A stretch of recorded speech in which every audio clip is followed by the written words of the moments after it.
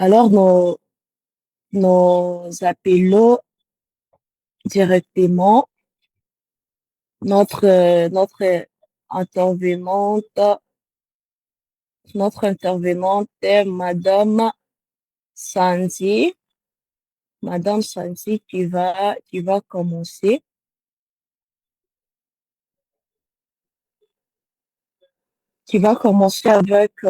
avec les trois slides. Alors, c'est elle que nous allons accueillir. Ce que je vais nous demander, c'est que nous puissions vraiment lui prêter attention et que nous puissions vraiment manifester ce qui est, disons, je peux appeler ça quoi, euh, le respect, le respect et surtout l'attention parce qu'elle a vraiment besoin de notre attention. Et nous-mêmes, là, nous avons besoin de ce qu'il va nous dire au sujet encore de notre thème qui est, notre grand thème d'abord, c'est le femme, femme, femme qui est donc l'outil du changement. Alors, et notre sous-thème d'aujourd'hui, parce que nous allons parler du leadership, le numérique et quoi, et l'entrepreneuriat. Alors, notre thème d'aujourd'hui, ça sera le, notre thème d'aujourd'hui, ça sera le quoi, surtout donc, on va rester toujours dans le sens là de leadership et le numérique et le quoi, et l'entrepreneuriat. C'est là que nous aurons nos deux intervenantes.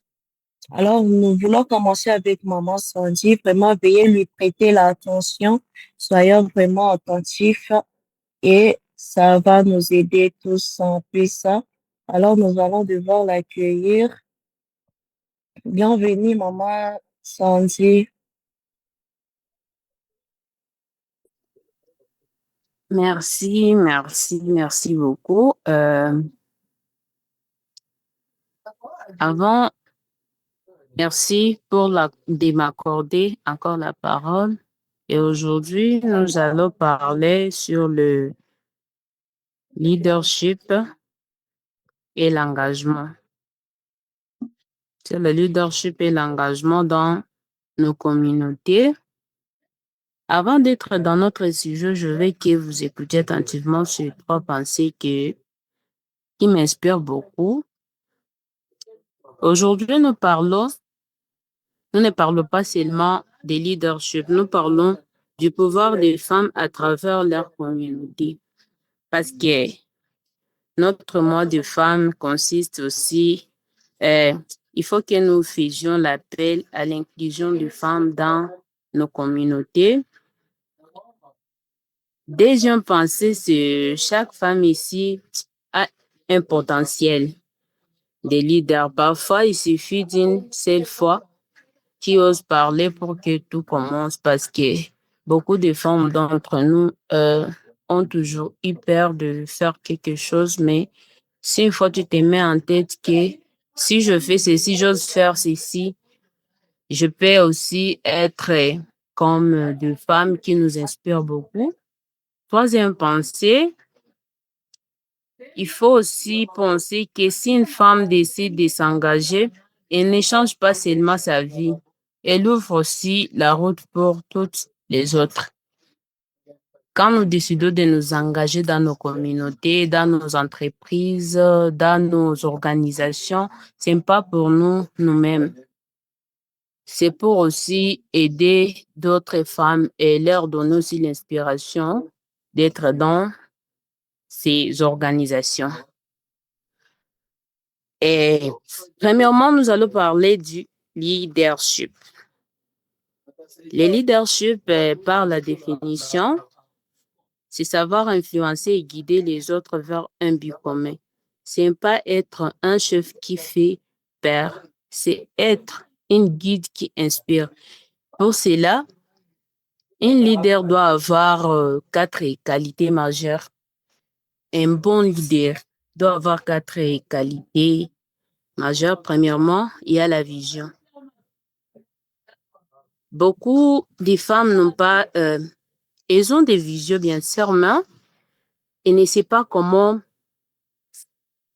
aussi n'ont pas confiance en elles.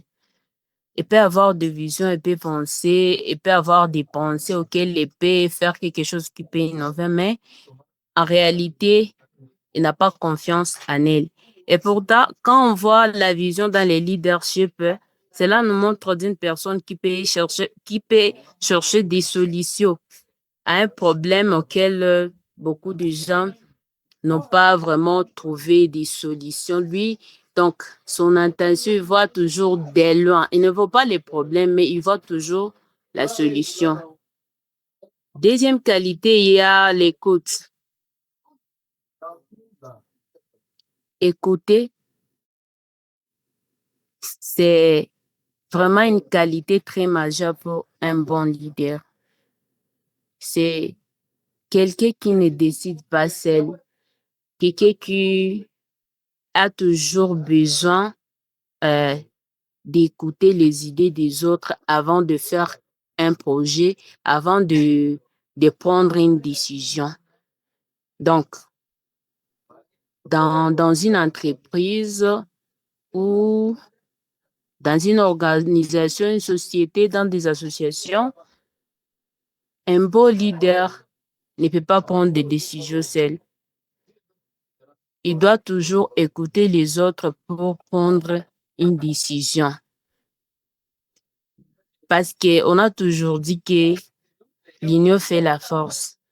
Tu peux pas construire une maison seule ou bien construire un empire seul. Tu auras toujours besoin des gens qui seront à côté de toi, qui va te guider, t'orienter et même qui peut aussi t'augmenter. Donc, dans les 4 piliers majeurs de leadership, l'écoute est très, très important et très nécessaire aussi. Parce que s'il n'y a pas l'écoute, il y aura toujours des malentendus, il y aura toujours des problèmes de compréhension, les incompréhensions parce que les leaders ne veulent pas comprendre les autres. Donc, il est du genre, comment on peut dire, il est du genre dictateur. Donc, il vient directement, s'il dit, moi, j'ai dit ceci, directement, c'est cela. Il n'est pas vraiment un bon leader. Donc, il ne respecte pas les 4 piliers majeurs du leadership. Troisièmement, il y a l'honnêteté ou l'intégrité. Pour que quelqu'un vraiment ait confiance à vous, pour que quelqu'un vous suive, pour que quelqu'un vous envie, il faut d'abord être honnête. Par exemple, une fois, beaucoup des organisations actuelles fait des activités, donc ils exploitent les jeunes. Ils ne veulent pas que Ils ne sont pas honnêtes à leur plan d'action, donc à leur manière de faire des activités. Et à la fin du compte, tu t'es déjà impliqué dans l'organisation, tu te rends compte que ce qu'on t'a dit, c'est pas ça. Donc, c'est le contraire de ce qu'on t'a dit. C'est le contraire vraiment. Euh, Tu te rends compte que la personne peut-être qui t'a sensibilisé pour l'organisation t'a menti. Là, tu peux pas vraiment aller de l'avant et cette organisation peut même tomber en faillite parce qu'il n'y a pas l'honnêteté. Les leaders n'est pas honnête même avec les travail, avec la coordination. S'il n'est pas honnête, il y aura toujours des complications. Donc, un bon leader aussi doit être honnête. Quatrième qualité majeure du leadership, il y a le courage. Le courage, ça ne demande pas que seulement les travailleurs, ça ne demande pas que seulement ceux qui sont dans des entreprises, qui sont dans des organisations, mais pour nous aussi, qui n'ont pas de travail, il faut oser prendre une décision, même dans des moments difficiles. Il ne faut pas avoir peur, parce que beaucoup de femmes d'entre nous n'ont même pas le courage de faire quelque chose. Ils n'ont même pas le courage d'avancer, d'aller de l'avant.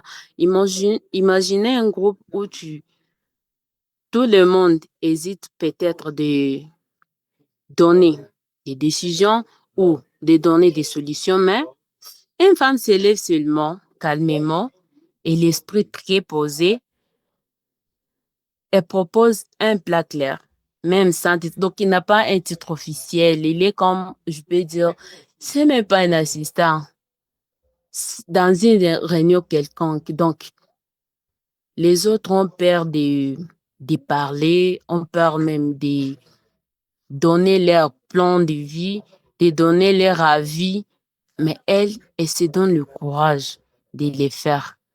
OK. Deuxièmement, nous allons parler de l'engagement, la qualité de ce qui agit. Donc, pour l'engagement, c'est l'action concrète. C'est décider de participer activement pour le changement. Et les changements, il y a aussi les qualités d'une femme engagée parce que le leadership, tu ne peux pas être un leader sans que tu ne t'es pas engagé. Il faut d'abord s'engager pour être un leader. Et dans ces engagements, il y a aussi 4 points. Premièrement, il y a la détermination. Si tu es déterminé à faire quelque chose, peut-être si tu es tombé, tu veux te relever, tu es déterminé vraiment, tu dis non, je vais aller jusqu'au bout, malgré les injures, malgré la honte, malgré le manque de confiance, mais tu détermines que je vais vraiment avancer. Tu n'as même pas peur de ce que les gens peuvent dire de toi. Tu n'as même pas peur de ce que les gens peuvent penser. Oh, tu vois, cette femme, elle veut aussi faire quoi? Et oh, je ne sais pas quoi, parce que de nos jours, nous sommes découragés par nos proches. Nos gens qui sont proches de nous, c'est ceux qui nous découragent d'aller de l'avant, de oser faire quelque chose, de s'impliquer dans quelque chose. Ils seront toujours là pour nous décourager. Mais une fois que tu es déterminé à faire quelque chose, vraiment, tu les feras. C'est parmi les qualités de l'engagement. Il y a aussi la volontariat. Beaucoup de gens ne savent pas qu'est-ce que la volontariat parce qu'il y a beaucoup de gens qui se disent que je veux faire ces choses volontairement, mais à la fin du compte, ils commencent à demander aussi l'argent. Et pourtant, c'est quelque chose qu'on fait par amour pour sa communauté, peut-être pour notre quartier, pour nos amis proches, pour notre travail, notre organisation. Tu peux même vous avez beaucoup de temps libre et tu planifies ton temps. Tu t'es dit non, comme moi, je me suis déjà engagée à aller tous les samedis voir soit des orphelins ou à servir cette communauté. Donc, mon tas sera uniquement, je les donne volontairement. Je ne cherche pas quelque chose en retour. Donc, tu ne gagnes rien, seulement tu les fais par amour. C'est un engagement très important dans la communauté, dans la société, dans des entreprises, dans des organisations, ça dépend. Le troisième point, c'est les sacrifices. Une femme engagée doit se sacrifier et doit accepter de donner un peu de son temps pour aider les autres. Tu es engagé, tu te dis, moi, je m'engage d'aller voir soit les orphelins, je m'engage d'aller voir les handicapés, je m'engage de faire la propreté dans mon quartier, je m'engage donc de faire des sensibilisations pour les violences basées sur les autres. Donc, tu t'engages seulement, tu t'es sacrifié pour ça, mais tu n'attends rien en retour. C'est c'est parmi les qualités d'une femme engagée. Il y a aussi la solidarité. La solidarité, là, je peux donner un exemple. Par exemple, une femme qui mobilise ses voisins pour une activité de solidarité. Elle n'attend pas d'ordre. Elle s'implique de tout son cœur. Donc, elle est là uniquement pour se mobiliser les gens dans les quartiers ou peut-être les femmes, réunir les femmes comme vous voyez actuellement, beaucoup des femmes se réunissent pour le 8 mars. C'est pas, elle est là uniquement. Elle n'attend pas quelqu'un qui va leur donner, non, tu vas faire ceci ou cela. Non, non. Elle est toujours engagée à faire la solidarité.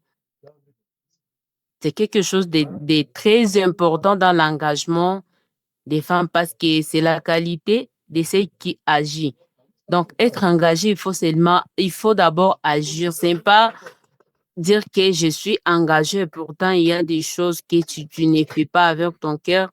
Il y a des choses que pour toi, tu les trouves que non, je ne peux pas faire ceci. Tu te dis seulement que tu es engagé, mais pourtant, en réalité, tu n'es pas engagé. Tu n'es pas engagé, tu es là uniquement, ah non, parce que tel va faire ceci, moi je ne peux pas me déranger, je ne peux pas faire ceci. Vraiment, dans l'engagement des femmes, là vraiment tu es un peu, je peux dire que on ne compte pas ton engagement. Pour ce point, j'espère que les participants comprennent d'abord qu'est-ce qu'un engagement. C'est pas seulement une définition, mais aussi ce sont les choses qu'on peut faire à cœur. Ce qui te plaît. Tu vois que non, moi, ceci me plaît, je vais les faire par ma propre volonté. C'est le volontariat. C'est pas quelque chose qu'on va te forcer. Non, tu es censé de faire ceci. Non, non. Tu dois t'engager seul. Tu dois dire non. Moi, je vais faire ceci, ceci, parce que personne qui me force de les faire. Quelques éléments de différence entre les leaderships et l'engagement de femmes. J'espère que j'ai déjà parlé de l'engagement. Et pour ces points-là, il n'y a pas grand-chose à dire parce que les leaderships et l'engagement sont les deux mains d'un corps. Là, on prend d'abord l'engagement concerne l'action. Les quoi donc, je participe, milite, je suis présente. J'ai déjà expliqué tout ça. Et le leadership concerne à l'influence. Donc, les gens qui... Permettez-moi, je vais vous dire une histoire qui cadre avec ces éléments. Euh, un jour, nous étions dans une formation et là-bas, j'avais croisé une demoiselle qui m'avait dit vraiment, moi, quand je suis dans une réunion, je suis toujours hyper, je ne peux pas, je peux pas répondre. Et alors, il y avait une question qu'on avait posée auquel vraiment nous tous nous étions vraiment, on n'avait pas les moyens comment répondre à cette question. Mais elle pensait que ses idées étaient vraiment trop petites. Mais un jour, face à une organisation de femmes, elle a murmuré une solution à côté de moi. Moi, je ne savais pas de ce qu'elle disait parce que cette formation, moi-même, je ne savais pas. Il s'agissait de quoi? C'était la première fois d'y participer. Mais son idée était simple. Et quand elle a dit vraiment, elle était juste. Elle a été adoptée par la formatrice et c'était vraiment la réponse que la formatrice cherchait. Ces jours-là, son doute s'est transformé en courage. Elle est passée du silence à l'influence. Aujourd'hui, elle est vraiment une femme leader. Donc, elle n'a plus peur.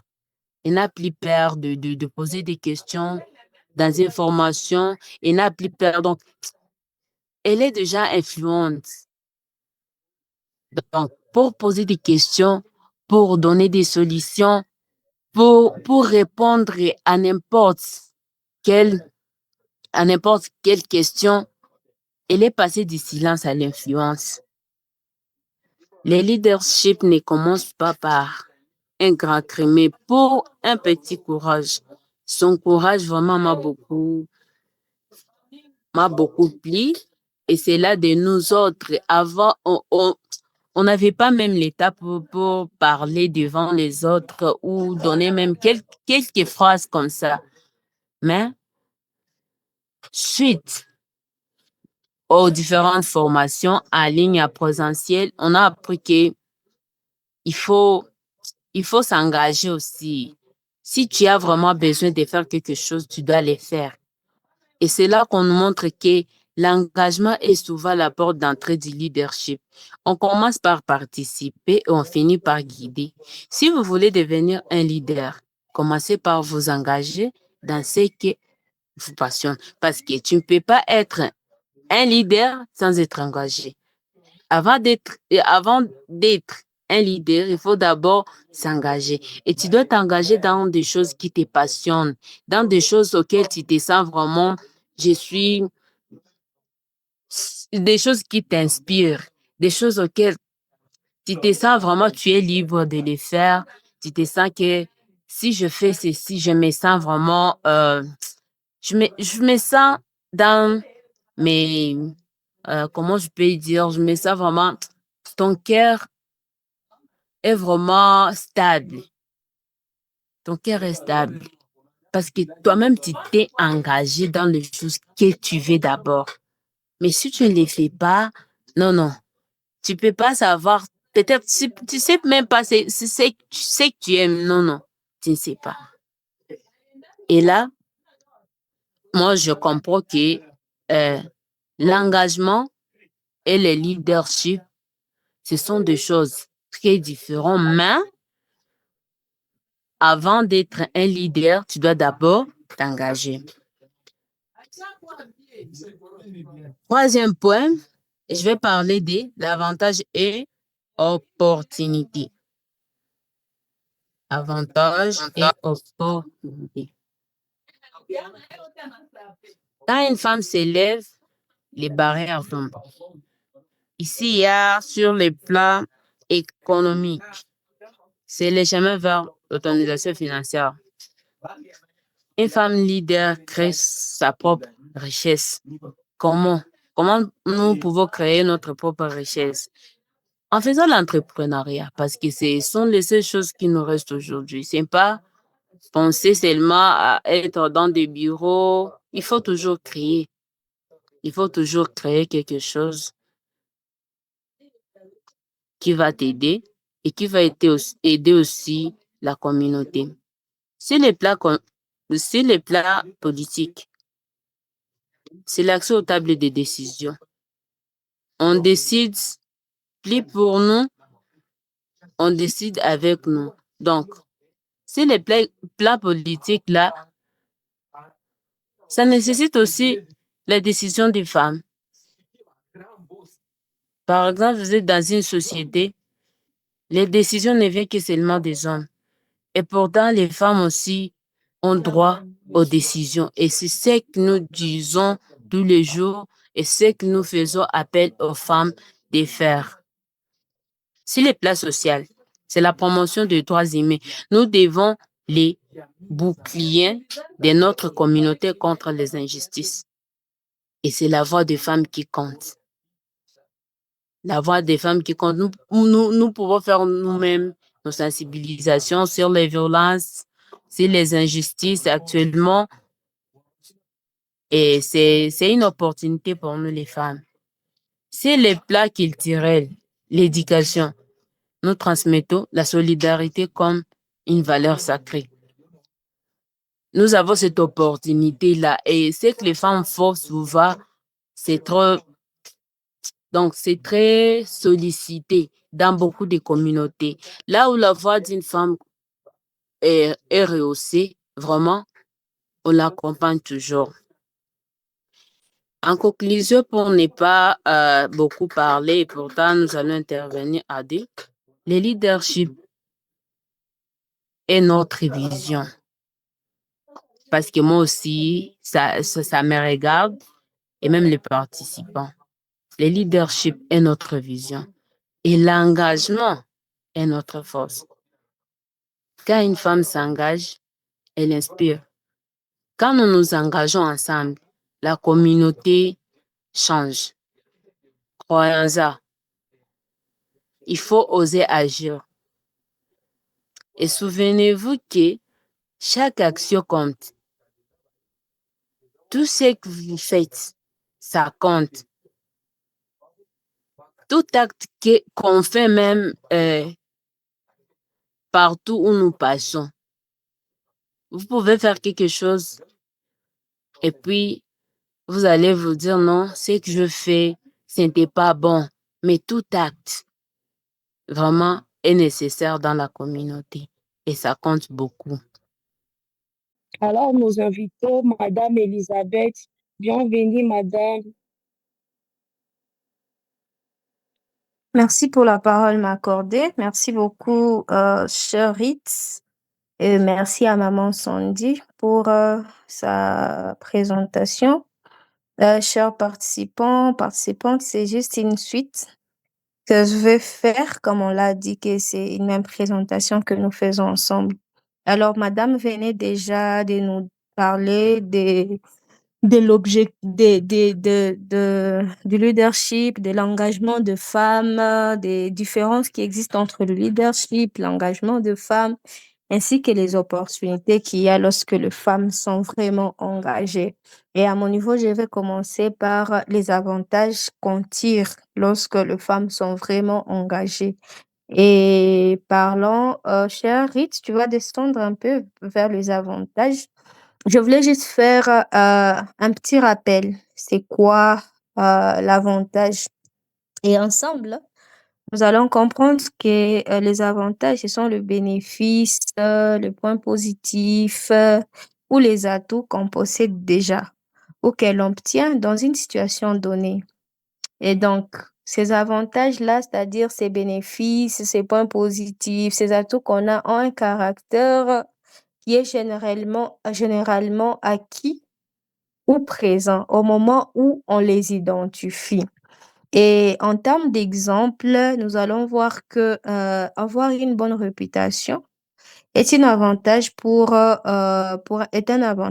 trouver un emploi. Par exemple, pour une entreprise qui dispose des ressources financières solides, il y a avantage sur le concurrent, c'est-à-dire lorsqu'une entreprise a plus des ressources financières, il est plus hautement qualifié par rapport à celui qui n'en a pas. Donc, de manière brève, les avantages, c'est ce qu'elle nous donne une position favorable pour d'autres implications, comme nous sommes en train de parler de leadership et de l'engagement de femmes. Alors, les avantages qu'on y tire lorsque les femmes sont massivement engagées, lorsque les femmes ont une position de leader, comme on l'a dit que le leadership reste une position, une influence, une manière d'influencer, de guider, il y a là-dedans des avantages. Et en termes des avantages, Rite, s'il vous plaît, tu peux descendre. Nous allons voir la croissance économique. Lorsque les avantages qu'on tire dans l'engagement de femmes, parce qu'on a dit que les femmes s'impliquent, les femmes posent des actions, les femmes militent pour le droit, pour le cause, pour les changements, soit de politique, d'une situation donnée. On va comprendre que, et lorsque ces femmes-là s'engagent vraiment, il y a des avantages. Et parmi les avantages, il y a la croissance économique. Dans la croissance économique, nous allons voir que les entreprises avec une forte participation de femmes sont plus performantes et innovantes. Et dans la performance et dans l'innovation, nous allons comprendre, bon, je peux prendre même un exemple un peu plus banal. Nous sommes à la cuisine et que la femme va préparer. Au marché, nous avons que juste de bichoucha. C'est juste des herbes, si on peut le dire comme ça, c'est juste des légumes. Mais par sa performance et son innovation, elle nous apporte quelque chose de délicieux qu'on mange et qu'on est joyeux et que ça nous aide. Alors, imaginez si nous la plaçons à une position où elle va apporter son ingéniosité, donc sa performance, son innovation pour que il y ait l'économie, pour que l'argent entre. Donc, lorsque les femmes participent activement, il y a cette croissance économique que les femmes, lorsque les femmes ne sont pas là, lorsque les femmes ne s'impliquent pas, il y a beaucoup plus de pauvreté parce que c'est elles qui restent avec les enfants, c'est elles qui répondent aux premières nécessités de la famille. Mais lorsqu'elles s'investissent, elles s'engagent, elles s'impliquent, il y a la réduction de la pauvreté. Grâce toujours à son entrepreneuriat, mais aussi à son autonomisation. Alors, parlant de autre avantage qu'on tire dans l'engagement de femmes, c'est le bien-être social. Il y a le bien-être social parce qu'il y a l'amélioration de la santé et du bien-être au travail grâce à des politiques adaptées aux besoins spécifiques des femmes. Je prends un exemple. Une entreprise qui sait que nous engageons de femmes et que les femmes ont leur période menstruelle. Déjà, l'entreprise dispose peut-être dans ce politique que pour chaque femme employée, elle aura 5 jours des repos par mois pour ces menstrues. C'est pas encore adapté chez nous, mais dans d'autres pays, c'est adapté. Et dans certaines entreprises, ici à Goma, peut-être c'est adapté.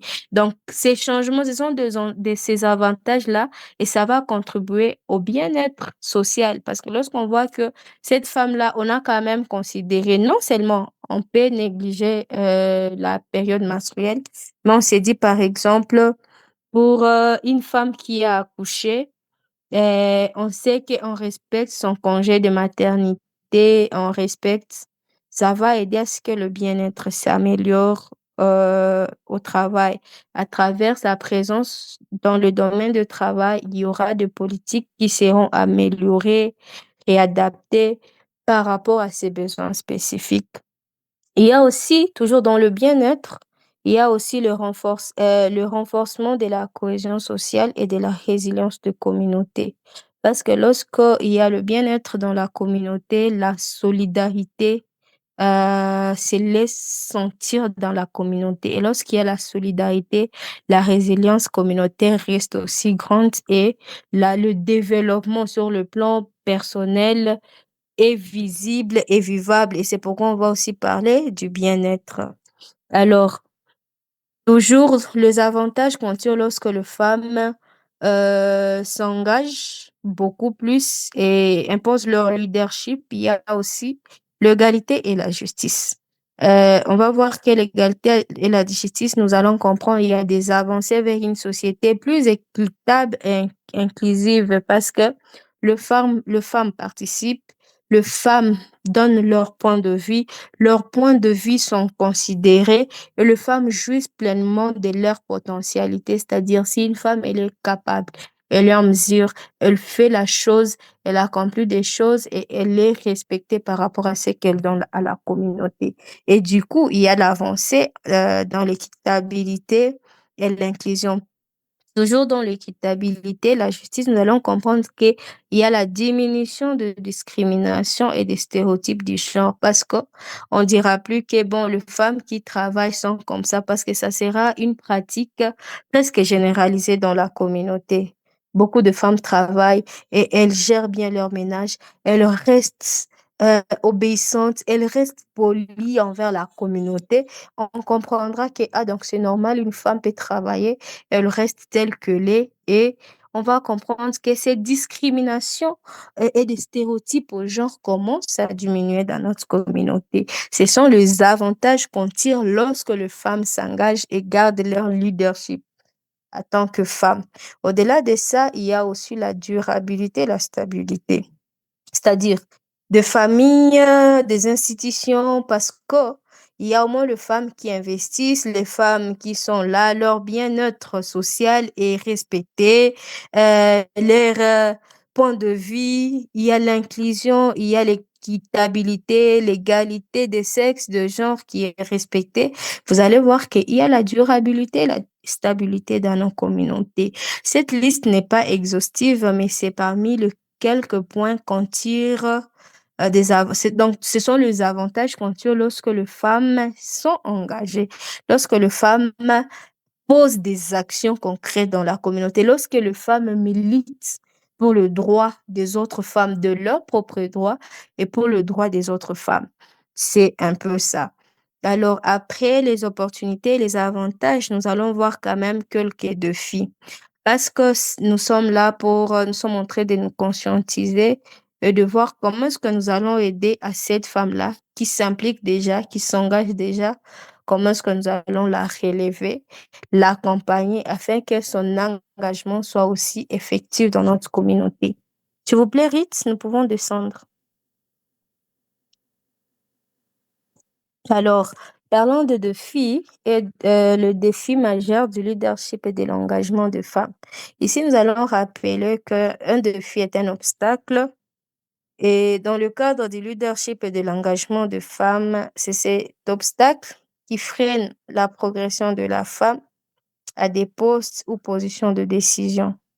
Alors, ces défis peuvent être liés directement à la femme et c'est lorsqu'on parlera de défis personnels, mais aussi ces défis peuvent être liés à autre chose, entre les autres personnes, c'est-à-dire la communauté, les structures, c'est-à-dire les structures, quand on parle de structures, on voit des écoles, des églises, des services étatiques. Et lorsqu'on va parler, ça peut être de défis liés aux politiques. On va voir les lois, les textes et autres documents qui existent. Mais ici, nous allons beaucoup plus nous focaliser sur les obstacles structurels et sociaux. Et les défis ou obstacles structurels, nous allons voir la plupart, beaucoup souvent, il y a le plafond de verre. Et lorsqu'on nous parlons de plafond de verre, nous voyons maintenant ces limites-là qui existent et qui font à ce que la femme en question ne retrouve pas en fait sa place dans la communauté. Il y a des structures, il y a des barrières invisibles qui limitent l'accès des femmes aux postes de direction, malgré leurs compétences. Et c'est par là qu'on va voir que il y a ces plafonds de verre, il y a les inégalités salariales. Vous allez comprendre qu'on est dans une même entreprise, les femmes sont leaders, mais elles travaillent bien, mais très moins rémunérées par rapport à leurs homologues masculins. Pourquoi? Parce qu'il y a ces stéréotypes dans les têtes disant que bon, les femmes ne sont pas tellement performantes dans le travail, elles sont juste performantes aux cuisines. Donc ça, c'est un grand défi. À part ces défis-là, à part le plafond de verre, à part les inégalités salariales, il y a aussi accès limité aux opportunités. Et l'accès limité aux opportunités, c'est souvent lié au manque d'information. La plupart des femmes n'ont pas le bonne information au bon moment. C'est-à-dire les femmes, on a beaucoup plus de responsabilités. Ça fait assez qu'on n'a pas le temps. Bon, on néglige juste un tout petit peu de s'informer de ce qui est important. Et lorsqu'on n'a pas la bonne information, on a un accès tellement limité aux opportunités. Et là, nous allons voir peut-être par rapport au défi avec les outils de la nouvelle technologie, au défi peut-être d'écouter le radio, d'avoir la bonne information, de suivre les questions qui nous concernent ou qui concernent notre politique ou notre bien-être. Ça fait à ce que les informations, les bonnes informations au bon moment nous manquent et c'est un grand défi à relever.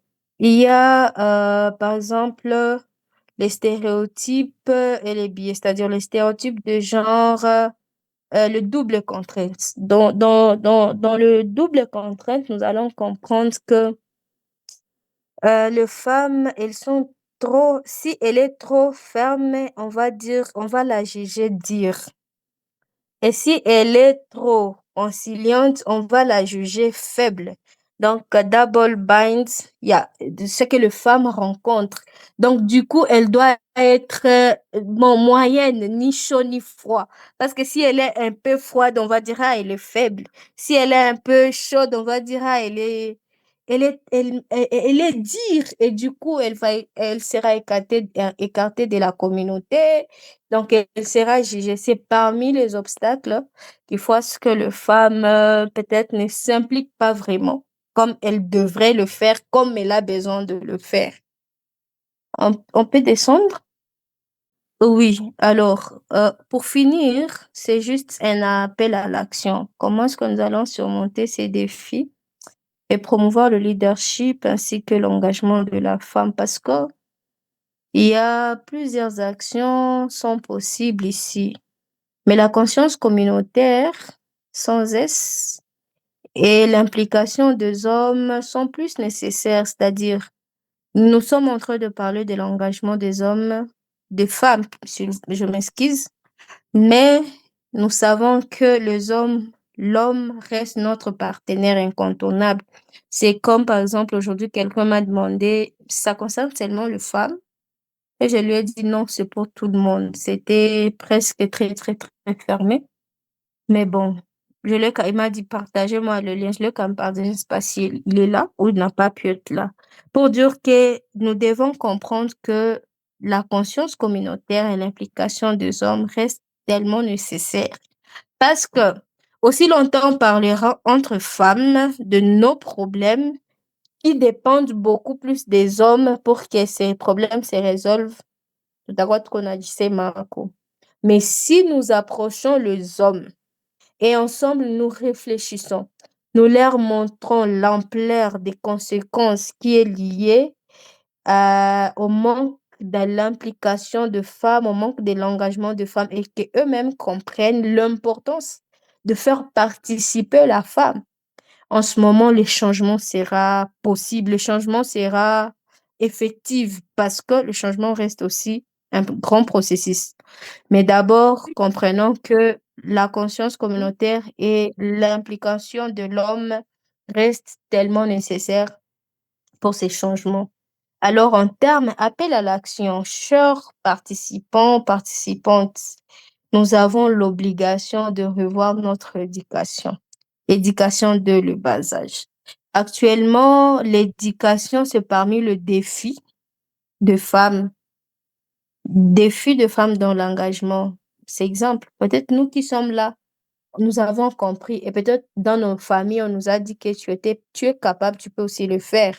Mais c'est pas le cas. De manière générale, dans notre culture africaine, on sait que la petite fille, sa place, c'est la cuisine. La petite fille doit s'occuper des poupées, la petite fille.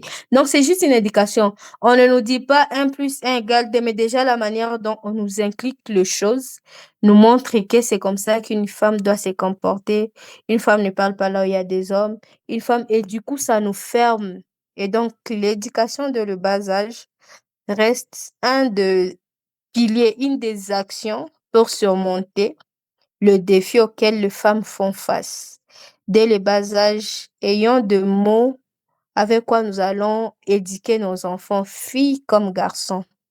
De mots que nous allons apporter dans notre communauté auprès de filles comme aux garçons, auprès de maman comme auprès de papa.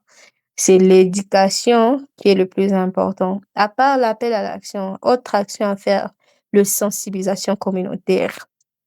Les sensibilisations communautaires ici peuvent se faire de bouche à oreille, d'une personne à une autre.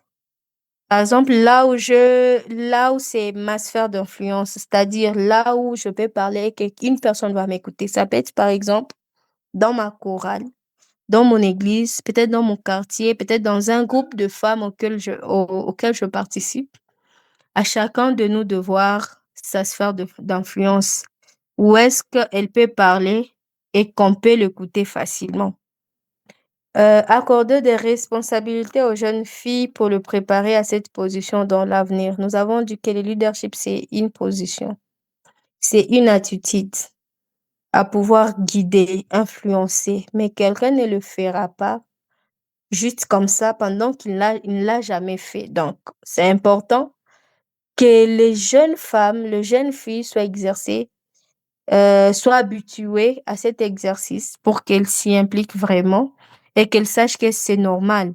Et même les hommes, les jeunes garçons, les autres enfants autour de la petite fille grandissent en sachant qu'une fille peut prendre des décisions. Une fille peut faire ça et ça va faire à ce que même lorsqu'ils seront grands, ils comprendront. Chez nous, quand on était petite, c'est notre petite sœur qui faisait ça. Quand on était petit, c'est notre petite sœur qui faisait ça. Ils se mettent dans le pot du grand frère qui est en train de protéger leur petite sœur, ou soit du petit frère qui est en train d'écouter ce que la grande sœur dit, parce que c'est une éducation qu'on a donnée. La jeune fille à qui on a donné cette responsabilité se met aussi dans la peau de mieux faire parce qu'elle a l'habitude de le faire. Donc, on ne donne pas seulement les assiettes, les cuisines, les bidons aux jeunes, à nos jeunes sœurs, mais qu'on leur donne aussi d'autres responsabilités au-delà de ça pour le préparer à des grandes responsabilités pour le poste de décision. Ça serait bien. Mais aussi, hein, s'il y a possibilité d'organiser même des ateliers de formation pour l'actualisation, c'est très, très nécessaire d'actualiser les femmes. Les hommes sont plus en avant que les femmes. En tout cas, ça, c'est comme ça.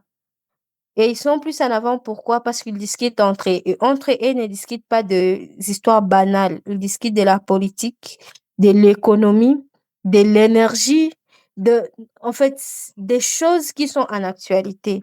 Et du coup, les femmes, entre elles, discutent des épices, de des habits pour les enfants. Et du coup, on reste comme ça ça devient un monde tellement radical. Et du coup, c'est important de faire rappeler toujours aux femmes, il y a ça qui avance, allez vous actualiser, informez-vous, faites ça. Vous voulez être peut-être ministre un jour, allez d'abord dans le parti politique. Dans le parti politique, ne sois pas seulement euh, c'est- protocole lors des réunions. Va devant, assis-toi, lorsqu'il y a une question de réflexion, donne ton point de vue, parle, fais-toi connaître. Et du coup, on sait donc, ce sont des ateliers de formation qui permettent aux femmes de les actualiser et de leur rappeler leurs responsabilités. Autre action à faire, c'est disponibiliser de fonds. Si on était ici avec le bailleur des fonds, ça leur concernerait directement, mais ça nous concerne aussi. Disponibiliser des fonds, ce n'est pas une question de millions ou de milliards. C'est une question même le peu. Et bon, en fait, bon, je m'excuse, mais c'est un exemple que j'attends tous les jours dans mon cercle, dans mon petit cercle.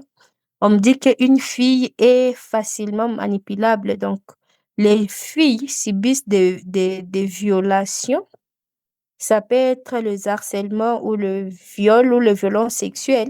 C'est lorsque elles n'ont pas le moyen. Mais une fille qui, quand elle quitte chez elle, son papa lui donne déjà les transports et la collation, n'a pas besoin d'un petit garçon pour la collation et le transport qui après viendra l'habiller. Non.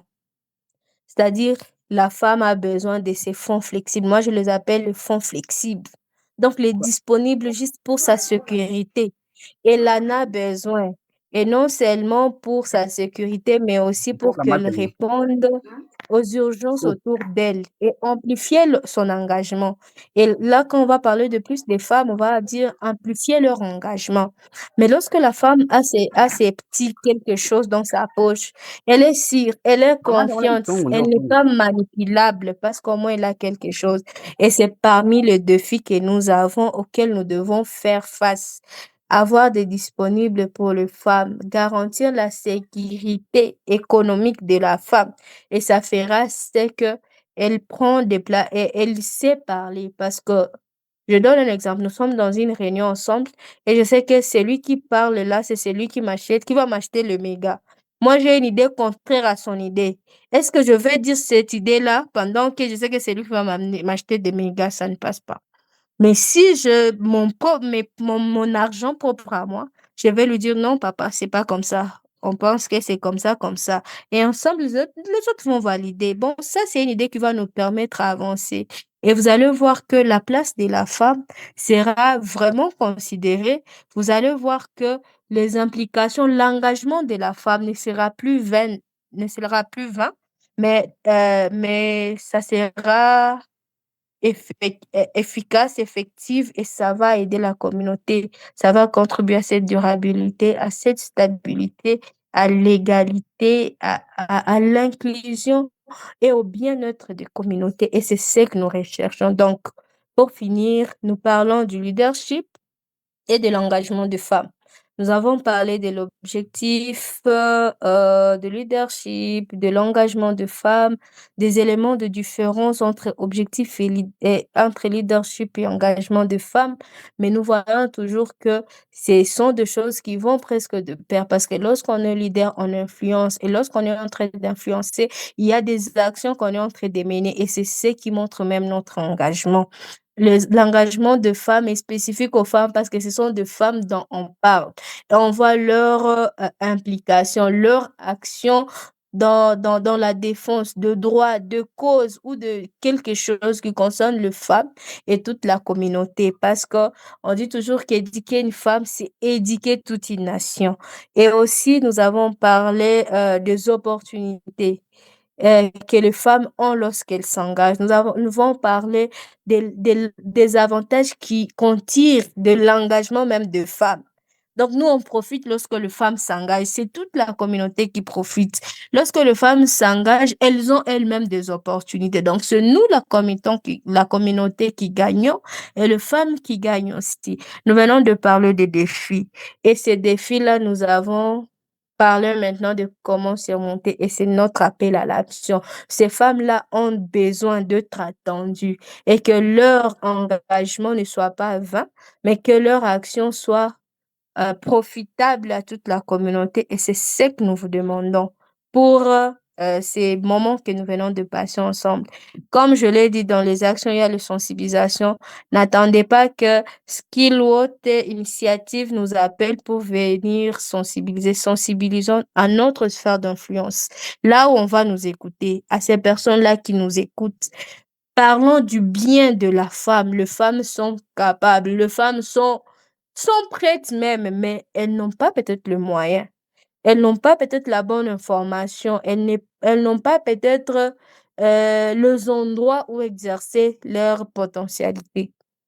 Alors ensemble, relevons cette femme, accompagnons cette femme pour contribuer nous-mêmes à la stabilité de notre communauté. Je dis et je vous remercie.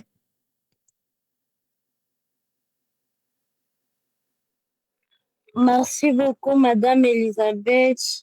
Vraiment, c'était juste waouh. Vraiment, merci beaucoup, beaucoup, beaucoup. Madame Elisabeth nous a parlé aussi tellement de beaucoup de choses. Il nous a montré les avantages et il nous a parlé de la croissance économique. La croissance économique commencera par nous, ça va toucher les pays et voir même le monde entier, notre pays au moins aura une place qu'il faut. Alors, il nous a parlé tellement beaucoup des choses, l'égalité et la justice, il nous a parlé de la durabilité, la stabilité, les défis que nous avons à relever. Et surtout, ce qui m'intéresse trop, c'est parce que là où elle a dit que les défis peuvent être liés à la femme elle-même ou venant de l'extérieur, des fois nous nous limitons tellement beaucoup les femmes. Nous nous limitons beaucoup. Et le français que j'ai beaucoup apprécié ici, c'est quand elle a dit il faut nous actualiser, que nous soyons vraiment au top. Et ça nous fera vraiment du bien. Merci vraiment beaucoup, Madame Elisabeth. Nous sommes vraiment contentes et contents de vous écouter parce que ça nécessite encore de nous fortifier et de nous former encore de plus en plus. Alors, à ce moment, nous allons accueillir maintenant des questions. Si vous avez une question, vous allez juste faire un signal et vous, nous allons lancer un mot pour que vous puissiez nous parler de la chose que vous avez besoin de dire ou de la question que vous avez. Alors, nous attendons vos questions. S'il vous plaît, Rita, il y a une question dans le chat. On demande comment faire face à la pauvreté qui freine souvent nos filles et nos femmes aussi. Mais moi, je pense que on va se compléter. Je donne juste une partie de la réponse. Il demande, ma question est la suivante, comment faire face à la pauvreté qui freine souvent nos filles et nos mamans? Ma réponse est que la pauvreté est générale dans notre pays. Et si la pauvreté générale de notre pays serait un motif pour ne pas accompagner ou laisser la place des décisions à la jeune fille et la femme, pour moi, bon, c'est juste un motif, mais comment faire face à cela? En faire recours à l'entrepreneuriat. Nous savons tous que c'est le travail de l'État qui est un bon travail. Parce qu'au moins, l'État, il est là. Si l'État te donne un travail, donc c'est ça un travail normalement. Les humanitaires, c'est juste des urgences, ils sont juste passagers. Et donc, quand notre pays sera développé, on n'aura plus des humanitaires, mais le gouvernement, l'État sera toujours là. Et les entrepreneurs maintenant, parce que ça sera des entreprises privées. Et donc, recourir à l'entrepreneuriat pendant qu'il est encore très tôt. Parce que c'est ça qui va assurer notre indépendance. Et ici, quand moi je parle de l'entrepreneuriat, je ne vois pas aller à Dubaï, aller à Tanzanie, aller en Chine. Je vois aller avec le peu qu'on a. C'est-à-dire quoi? Ça a circulé récemment, il n'y a pas longtemps. Il y a une femme à Goma qui a commencé la vente des caleçons sous-vêtements avec 4 $. Et aujourd'hui, elle a une grande capitale. Donc, pour dire, ne minimisez rien. Parce que moi, je le dis toujours que l'argent n'a pas d'odeur. Mais l'argent, quand même, assure l'indépendance. L'argent n'a pas d'odeur. Pourquoi? Ne dites pas que non, je ne peux pas faire ça. Non, je ne peux pas faire ça à ma fille ou à mon mari ou moi-même, je ne peux pas faire ça. Mais en même temps, c'est toi qui es en train d'aller quémander. Alors, pourquoi ne pas faire ce qui peut quand même te permettre seulement de ne pas quémander? Donc, pour moi, l'argent n'est pas d'odeur, mais l'argent assure aussi l'indépendance. Si tu veux vraiment être indépendant, indépendante et de ne pas dépendre de qui que ce soit, financièrement, bien sûr, parce que dans la vie, on dépend les uns des autres. C'est ça, c'est normal. Mais financièrement, en tout cas, tant soit peu, commence par là où tu es. Commence avec ce que tu as. Et la Bible le dit aussi, on bénit les efforts. On ne bénit pas rien. Donc, rien fois un, c'est rien. Mais un fois un, c'est un quand même. Un fois deux, c'est deux quand même. Donc, commençons avec le peu que nous avons. Ça va nous permettre d'aider nos jeunes filles, mais aussi éviter l'argent facile. Évitons en tout cas d'impliquer à nos jeunes frères, jeunes sœurs, l'argent facile. Les enfants, nos enfants et nos petits frères, nos petites sœurs doivent comprendre que on mérite l'argent parce qu'on a travaillé, pas parce qu'on a fait le sexe, pas parce qu'on a volé, mais parce qu'on a travaillé, parce qu'on a rendu un service et que j'ai eu ma récompense. Donc, ça serait important. Donc, commençons par le peu que nous avons, faisons quelque chose, soyons autonomes, indépendants financièrement, ça va nous aider.